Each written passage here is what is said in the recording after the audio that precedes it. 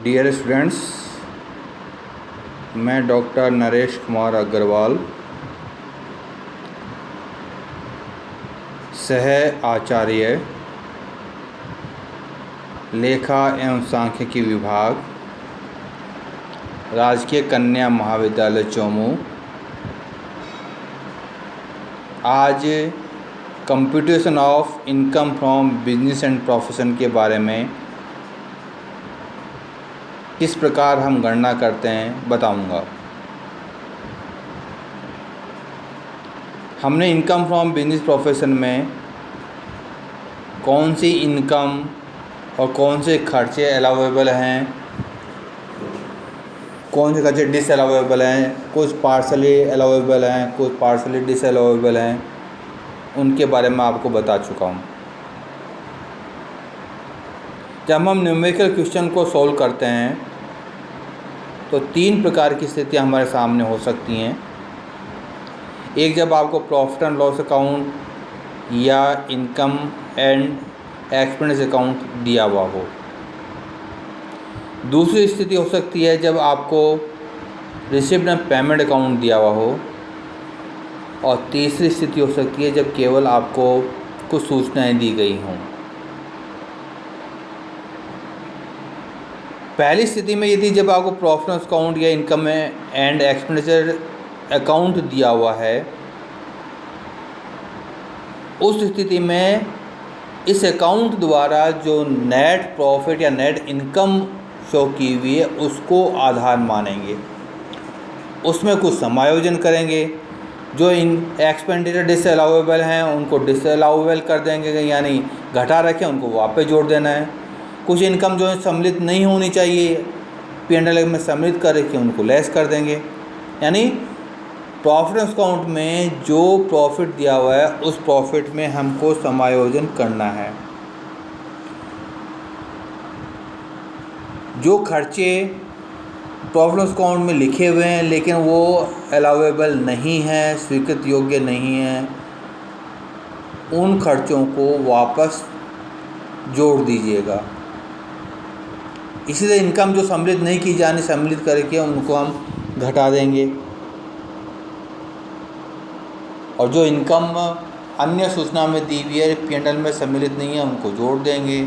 खर्चे जो P&L में नहीं लिखे हुए अन्य सूचना में दिए हुए हैं उनको घटा देंगे। अब जो नेट रिजल्ट आएगा वही हमारी income from business and profession होगा। यदि हमको रिसिप्ट और पेमेंट अकाउंट दिया हुआ है, उस स्थिति में हम नए सिरे से हमको इनकम फ्रॉम बिजनेस, यानी जैसे P&L में हमने बेस माना था कि नेट प्रॉफिट हमारा आधार होगा, तब रिसिप्ट पेमेंट में एक तरफ रिसिप्ट दी हुई, एक तरफ पेमेंट दिए हुए हैं, और फिर हमको सरप्लस अमाउंट दी हुई होगी। तो यहाँ पर हमको नए सिरे से इनकम जो इनकम टैक्स रूल्स के अनुसार बिजनेस प्रॉफिट में सम्मिलित की जानी चाहिए तो उनको सम्मिलित करेंगे। जो एक्सपेंडिचर घटाने योग्य हैं उनको हम डिडक्ट कर देंगे, और नेट जो रिजल्ट आएगा वह हमारी टैक्सेबल इनकम होगी, इनकम फ्रॉम बिजनेस प्रोफेशन, यानी इस हेड में। और यदि प्रश्न में कल कुछ सूचनाएं दी गई हैं, न तो आपको P&L अकाउंट दिया हुआ है, न रिसिप्ट एंड पेमेंट अकाउंट दिया हुआ है, तो हम अन्य सूचनाएं जो दी गई हैं उन सूचनाओं को संग्रहित करेंगे। हमसे संबंधित जो सूचना है इस हेड से संबंधित, उनमें इनकम से संबंधित इनकम और जो एक्सपेंडिचर संबंधित है उनको घटाकर इनकम फ्रॉम बिजनेस प्रोफेशन याद कर लेंगे। आज मैं एक उदाहरण के द्वारा इस क्वेश्चन को सोल्व करने का प्रयास करूंगा कि किस प्रकार प्रॉफिट अकाउंट दिया हुआ हो, इसको हम किस प्रकार याद करेंगे इनकम फ्रॉम बिजनेस हेड के अंतर्गत। आपको सूचना दी हुई 31 मार्च 2020 को समाप्त होने वाले वर्ष के लिए एक व्यापारिक अलावानी खाता निम्नांकित है। कार्य निर्धारण वर्ष 2020-21 के लिए व्यवसाय की आय ज्ञात कीजिए। प्रॉफिट अकाउंट के डेबिट साइड में दी हुई है salary including proprietor salary of ₹8,400, net amount 17,000, office expenditure 1,600, reserve for bad debts 2,000, fire insurance premium 1,000, bad debts 3,000, rent 2,400, advertisement expense 1,200, income tax 2,500, banking cash transaction 1,800, loss on sale of building 3,600, interest on bank loan 1,500, interest on capital 1,600, depreciation 3,200, goodwill written off 2,400, travelling expenditure 1,200, loss stock by fire 2,000, contribution to provident fund recognise provident fund 2,500, charitable donation 1,000, net profit 20,340।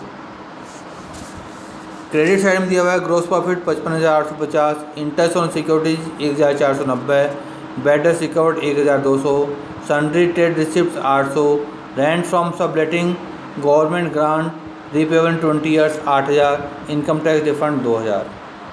Total P&L account का 71,840। अन्य सूचना में दिया हुआ है 1 अप्रैल 2019 को कारखाना भवन का एप्लीकेशन मूल्य 20,000 रुपये था। आधा कारखाना भवन 6,400 रुपये में बेच दिया गया एवं 3,600 रुपये के लाभांश खाते में ट्रांसफ़र कर दिए गए। 10,000 रुपये का शेष कारखाना भवन पर 10% दर से 1,000 रुपये का ह्रास लाभांश खाते में लिख दिया गया। 3,000 रुपये के डेप्रिसिएशन में राशि सम्मिलित है। अब इसको जब सोल्व करेंगे तो हम लिखते हैं computation of business income for the assessment year 2020-21। आपको जो नेट प्रॉफिट दिया हुआ है 20,340 को आधार मानेंगे तो नेट प्रॉफिट एज पर प्रॉफिट एंड लॉस अकाउंट 20,340। इसमें देखिएगा प्रॉफिट अकाउंट डेबिट साइड में जो एक्सपेंडिचर अलाउेबल नहीं है उनको हम ऐड कर देंगे। तो सबसे पहले देखिए आपको प्रोप्राइटर सैलरी दी हुई है, ये निजी खर्चा है, इसमें नहीं लिखा जाना चाहिए तो इसको ऐड कर दीजिएगा। Proprietor salary 8,400। ऑफिस एक्ट में अलाउेबल है, रिजर्व फॉर बेटर से अलाउेबल नहीं है 2,000 रुपये, ये ऐड कर दीजिएगा। इसके बाद में फायर इंश्योरेंस प्रीमियम ये अलाउेबल है, बेटर्स अलाउेबल है, रेंट अलाउेबल है, एडवर्टाइजमेंट अलाउेबल है। इनकम टैक्स ये अलाउेबल नहीं है। जो नेट अमाउंट आएगी उसको देखेंगे बाद में। तो 2,500 रुपये ये ऐड कर दीजिएगा। फिर आपको दिया हुआ जो अलाउेबल एक्सपेंडिचर नहीं है इसके अंतर्गत वो दिया हुआ आपको loss on sale of building 3,600 रुपये ऐड कर दीजिएगा। इंटरेस्ट ऑन कैपिटल ये भी अलाउेबल नहीं है तो इंटरेस्ट ऑन कैपिटल 1,600 रुपये ये भी ऐड कर दीजिएगा।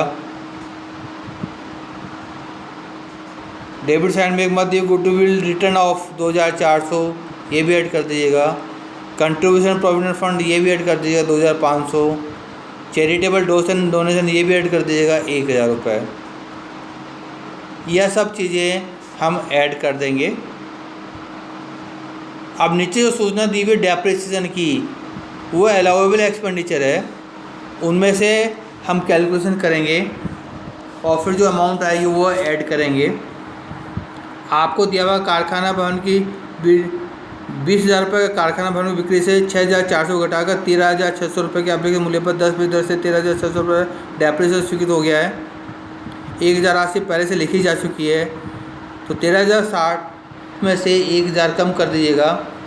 360 रुपये और स्वीकृत करने हैं डेप्रिसिएशन के, तो आप लिख दीजिएगा डेप्रिसिएशन अलाउेबल या अंडर चार्ज 360 रुपये।